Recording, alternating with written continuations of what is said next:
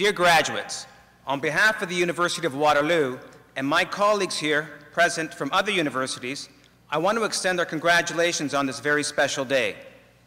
We join you in celebration, celebrating your achievements, your successes, your courage, and the commencement of a new chapter in your young lives. This is a day to feel proud and to congratulate yourselves on your hard work and accomplishments.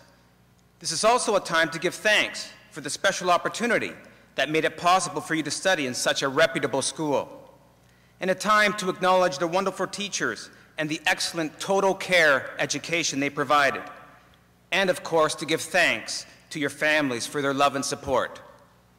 It's great to see such a strong attendance. I must confess that I didn't attend my high school graduation ceremony. I chose instead to attend a Genesis rock concert. Even though the concert was terrific, I regretted that decision later in life because I missed out on an important milestone, and I made sure that I attended all my subsequent graduations.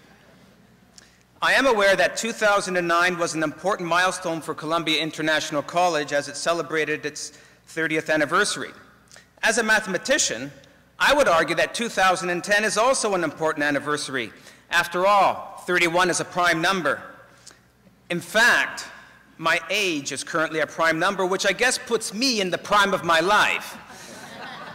I can only wish it's you who are in the prime of your lives.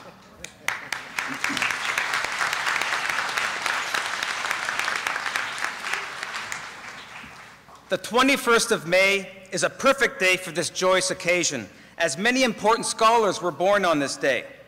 In addition, though, it turns out that in 1916, daylight saving time was introduced in Britain on this day. What's really interesting and appropriate for this occasion is the slogan that was used to promote the idea. The ad was, "Seize the daylight."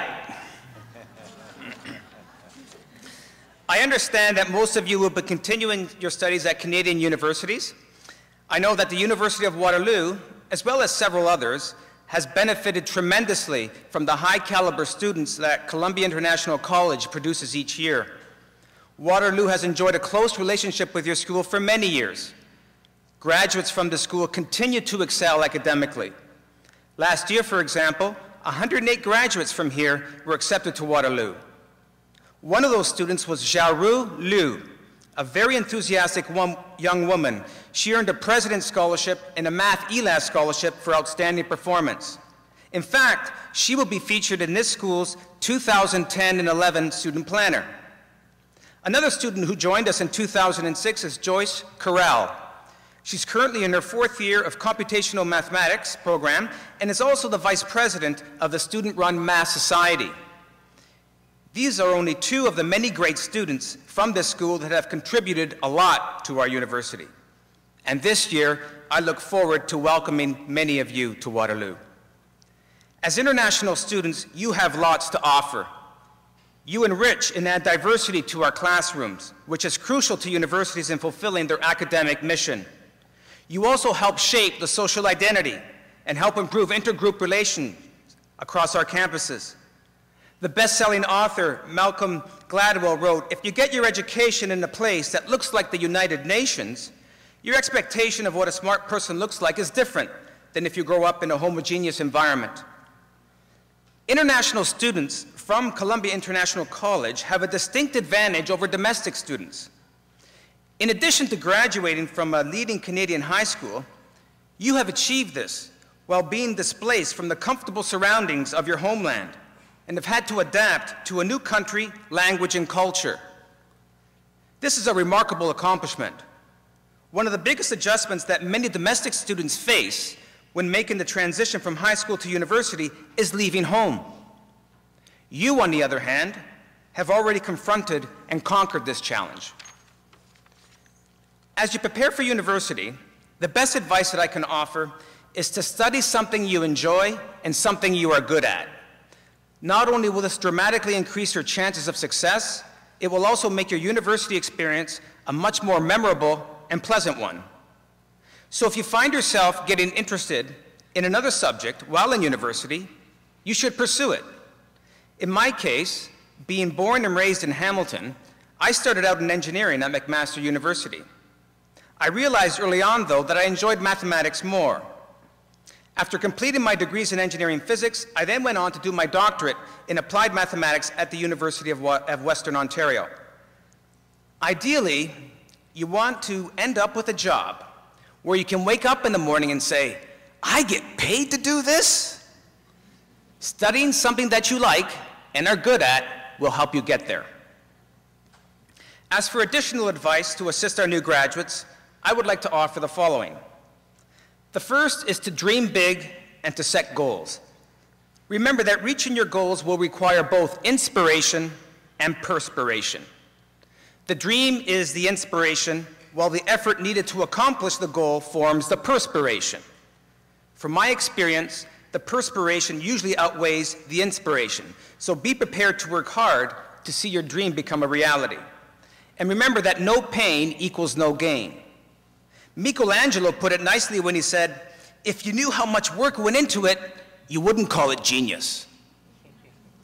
Years ago, I had the dream of bicycling across our great country, from Hamilton, my hometown, to Vancouver.